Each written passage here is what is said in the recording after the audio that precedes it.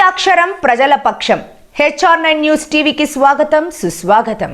ఆంధ్రప్రదేశ్లో వచ్చే 2024 ఎన్నికల్లో హిందూపురం ఎమ్మెల్యే అభ్యర్థిగా పోటీ చేసి పురం ప్రజలకు మంచి చేయాలనే ఉద్దేశంతో ప్రముఖ పారిశ్రామికవేత్త, సామాజిక సేవా తత్పరులు ఎమ్మెల్యేగా గెలిపించుకోవాలని నియోజకవర్గ వ్యాప్తంగా ప్రజలు, నాయకులు స్వచ్ఛందంగా వచ్చి ఆయనకు మద్దతు తెలుపుతున్నారు. లేపాక్షి మండలం నాగేపల్లి గ్రామానికి చెందిన నాయకుడు రఘునాథ్ రెడ్డి స్వచ్ఛందంగా వచ్చి MH ఇనాయతుల్లాను మర్యాదపూర్వకంగా కలిశారు. MH ఇనాయతుల్లా స్వగృహం వద్ద 2024 నూతన సంవత్సరం శుభాకాంక్షలు ఏర్పాటు చేశారు. పురంలో ఉన్న మైనార్టీ యువకులు, సోదరులు, హిందూ సోదరులు స్వచ్ఛందంగా వచ్చి నూతన సంవత్సర శుభాకాంక్షలు తెలుపుకున్నారు. ఈ సందర్భంగా రఘునాథ్ రెడ్డి మాట్లాడుతూ, హిందూపురం నియోజకవర్గం స్థానికంలో ఉన్న నాయకుడిని ఎమ్మెల్యేగా MH ఇనాయతుల్లా తాము కూడా మద్దతు ఇచ్చి వారి అడుగుజాడల్లో ఉంటూ ప్రచారం కూడా చేస్తామని ఆయన అన్నారు.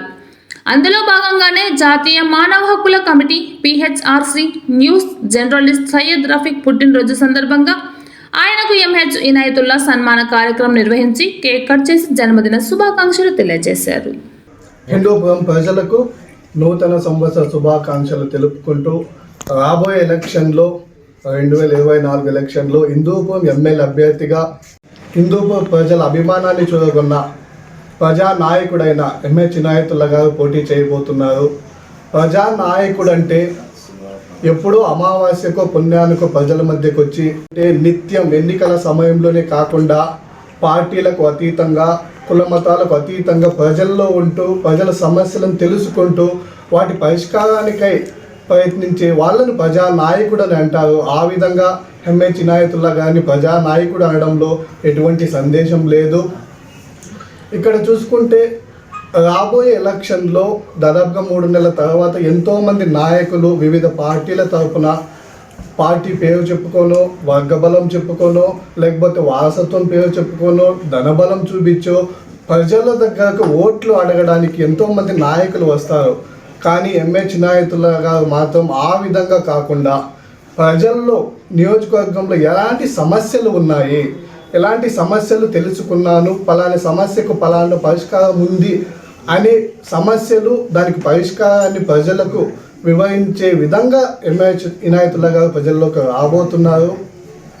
ప్రధానంగా MH ఇనాయతుల్లా గారు ఎలాంటి సమస్యలపైన ప్రజల్లోకి రాబోతున్నారు అంటే, మన హిందూపురంలో వర్షాపాతం తక్కువ ఉండడం వల్ల, కరువు ప్రాంతం కావడం వల్ల రైతుల ఆత్మహత్యలు, రైతుల వలసలు ఎక్కువగా చూస్తున్నాం. వేసిన పంట పండక, అప్పుల బాధ తట్టుకోలేక కుటుంబాన్ని పోషించుకోవడానికై, పిల్లల చదువులకు, లేకపోతే బిడ్డల పెళ్ళిళ్ళ కోసమో, ఇల్లు కట్టుకోవడానికో, జీవన ఉపాధి కోసం ఈరోజు బెంగళూరు లాంటి సిటీలకు వలసలు పోయే పరిస్థితి ప్రతి గ్రామాల్లో మనం చూస్తూ ఉన్నాం. అలాంటి సమస్యల పరిష్కారానికై హంద్రీనీవా ప్రాజెక్టు ద్వారా ఎప్పుడో ఎన్టీ రామారావు గారు 1987లో ఆలోచనతో మొదలుపెట్టిన హంద్రీనీవా ప్రాజెక్టును పూర్తి చేయడానికి 40 సంవత్సరాలైనా పూర్తి కాలేదు. అలాంటి ప్రాజెక్టును పూర్తి చేసి ఆ నీళ్లను హిందూపురం నియోజకవర్గంలో అన్ని చెరువులకు అందించి రైతులకు నీళ్లు అందిస్తే రైతుల ఆత్మహత్యలు, రైతుల వలసలు ఆగుతాయి. అప్పుడే నియోజకవర్గం అభివృద్ధి చెందుతుంది అనే ముఖ్య ఉద్దేశంతో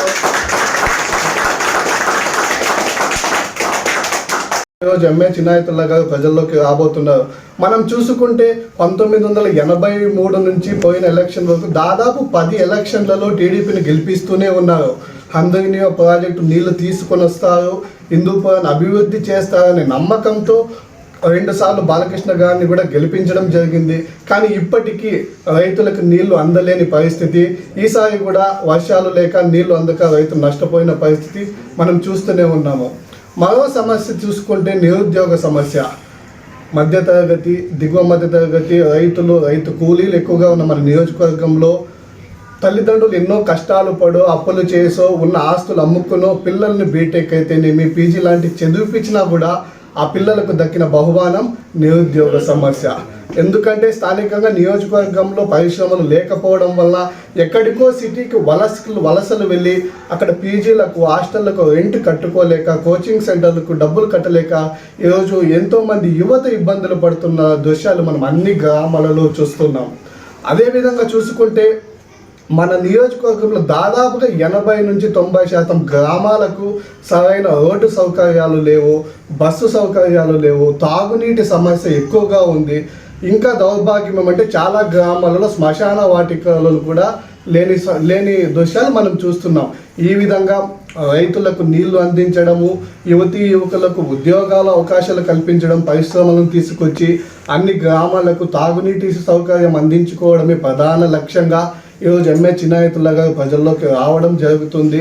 కావున యువకులైతేనేమి, నిరుద్యోగ సమస్యతో బాధపడుతున్న యువకులైతేనేమి, మహిళలైతేనేమి, రైతులైతేమి అందరూ ఏకతాటికి వచ్చి స్థానికుడు ఎవరైతే మన సమస్యలు చూశాడో, ఎవరైతే మన సమస్యలను అర్థం చేసుకున్నాడో, ఎవరైతే మన సమస్యలకు పరిష్కారం చూపించి మన జీవితాలలో వెలుగులు తీసుకొచ్చే నాయకుడు ఎవరని గుర్తించి రాబోయే ఎలక్షన్లో స్థానికునికి అవకాశం ఇవ్వాలని చిన్నాయతుల గారి తరఫున రఘునాథ్ రెడ్డిని నేను ప్రజలందరికీ విజ్ఞప్తి చేస్తున్నాను.